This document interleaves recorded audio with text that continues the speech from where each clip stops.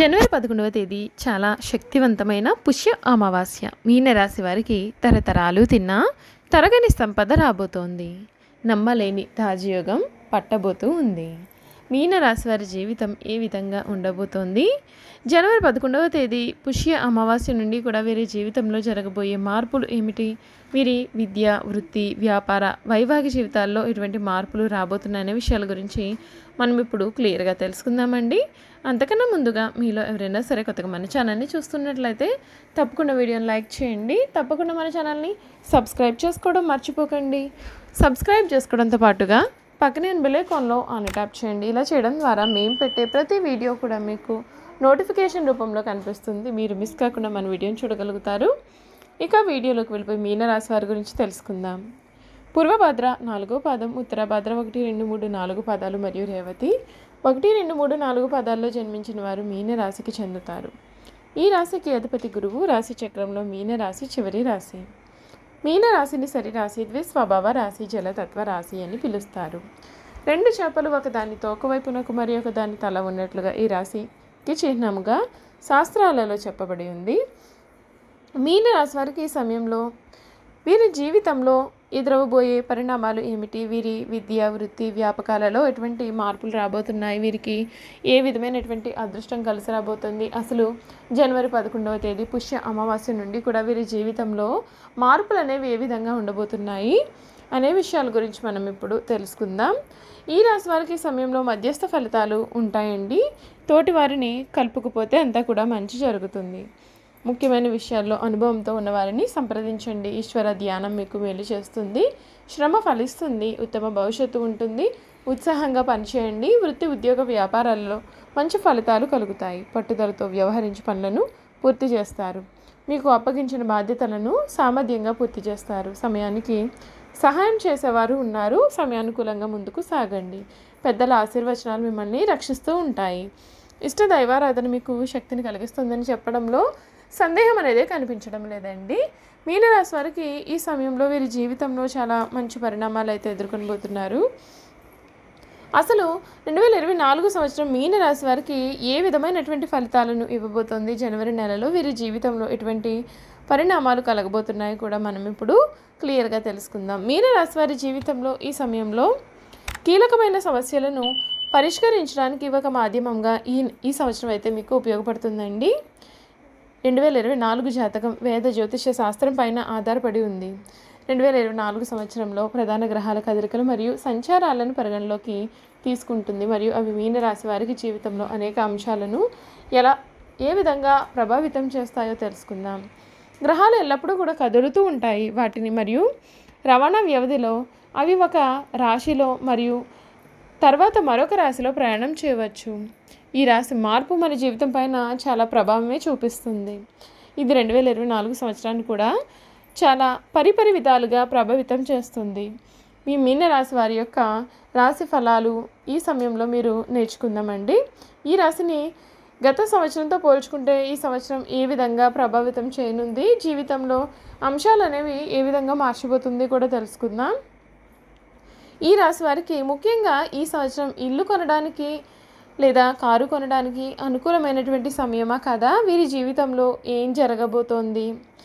వివిధ మార్గాలలో వీరి జీవితం అనేది ఎలా ప్రయాణించబోతోంది? మీ వ్యక్తిగత జీవితంలో కూడా ఎటువంటి పరిణామాలు జరగబోతున్నాయి కూడా ఇప్పుడు తెలుసుకుందాం.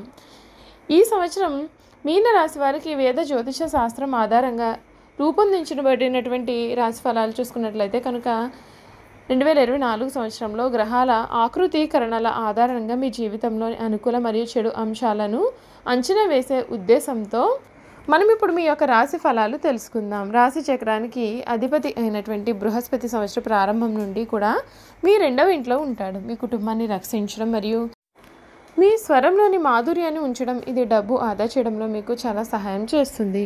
మీరు మీ యొక్క అత్తమామలతో మీ సంబంధాలను మెరుగుపరుస్తారు. మీ వృత్తిపైన దాని యొక్క ప్రభావం కూడా చాలా సానుకూలమైనటువంటిదిగా ఉంటుంది. మే 15వ తేదీని మీ యొక్క 3వ ఇంట్లో బృహస్పతి సంచారం చేయడం వలన మీ యొక్క 7వ మరియు 9వ మరియు 11వ గృహాలను చూస్తారు. ఫలితంగా మరింత వ్యాపారం, మెరుగైన వైవాహిక సంబంధాలు, అదృష్టం మరియు మతపరమైన పని మరియు ఆధారం పైన దృష్టి అయితే ఉంటుంది. మీ 11వ మరియు 12వ గ్రహాలకు అధిపతి అయినటువంటి శని పెరుగుదల కూడా ఉంటుంది. అతను ఏడాది పొడవునా మీ 12వ ఇంట్లో ఉంటాడు. మిమ్మల్ని ఒక మార్గం లేదా మరొక విధంగా గడపాల్సిన అవసరం అయితే కనిపిస్తుందండి. ఇది మీకు మీ యొక్క విదేశీ ప్రయాణాల్లో కూడా సహాయం చేస్తుంది మరియు మీరు విదేశాలను సందర్శించే అవకాశాలను కూడా అందిస్తుంది. మీ యొక్క ప్రత్యర్థులపైన మీ యొక్క పట్టును బిగించి పోటీలను గెలవడంలో మీకు చాలా సహాయపడుతుంది. మీనరాశి ఫలాలు 2024 ప్రకారం మీ మొదటి ఇంట్లో రాహు సంచారం మరియు 7వ ఇంట్లో కేతువును సంచరించడం వలన రాహు ఏడాది పొడవునా ఇక్కడ ఉంటాడు. ఇది పరస్పర సంబంధాలలో సమస్యలను సృష్టించవచ్చు. మీ యొక్క స్నేహితులు మాట్లాడే సరైన విషయాల గురించి మీకు భయంగా అనిపించే అవకాశాలు అయితే సమయంలో కనిపిస్తున్నాయి. కానీ మీరు కొన్ని భారీ నిర్ణయాలను తీసుకోవడం ద్వారా అందరినీ కూడా ఆశ్చర్యపరుస్తారు. ఈ రాశి వారి ప్రేమ జీవితం ఈ సమయంలో ఏ విధంగా ఉండబోతోంది మనం ఇప్పుడు తెలుసుకుందామండి. ఈ సంవత్సరం మీకు ప్రారంభం అయితే చాలా శుభప్రదంగా ఉంటుంది. అయితే మీ యొక్క 5వ ఇంట్లో కుజుడు ఉండడం కారణంగా ఒత్తిడి ఉంటుంది. సంవత్సర ప్రారంభంలో మీ యొక్క 9వ ఇంట్లో శుక్రుడు మరియు బుధుడు కూడా ఉంటాడు. ఈ ఉనికి మిమ్మల్ని సంతోషపరుస్తుంది మరియు మీరు మీ యొక్క ప్రియమైన వారితో మంచి యాత్రలకు కూడా వెళ్ళే అవకాశాలు అయితే ఈ సమయంలో కనిపిస్తున్నాయి. చూసారు కదండి మీనరాశి వారి జీవితం ఏ విధంగా ఉండబోతోంది. జనవరి 11వ తేదీ ఎంతో శక్తివంతమైన పుష్య అమావాస్య దగ్గర నుండి కూడా మీనరాశి వారి జీవితంలో ఎటువంటి అవకాశాలు రాబోతున్నాయి, వీరి జీవితంలో ఎటువంటి మార్పు లభించబోతోంది, వీరికి ఎటువంటి అదృష్టం కలిసి రాబోతోంది, మీరు ఏ విషయాల్లో జాగ్రత్త పడాలి కూడా మనం తెలుసుకున్నాం కదా. ఇక ఈ రాశి వారి గుణగణాలు, వీరు చేయాల్సినటువంటి జాతకపరమైనటువంటి పరిహారాలు ఏమిటో మనం ఇప్పుడు క్లియర్గా తెలుసుకుందామండి.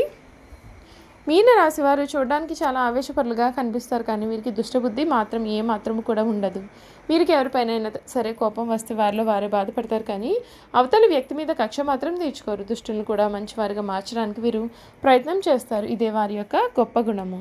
మీనరాశి వారికి కవిత రచన అంటే చాలా ఇష్టం. ఎప్పుడు కూడా ఏదో ఒక పని చేస్తూ ప్రశాంతమైన జీవితం లేకుండా చేసుకుంటారు. అలా లేకపోతే వీరికి ఏమీ తోచదు.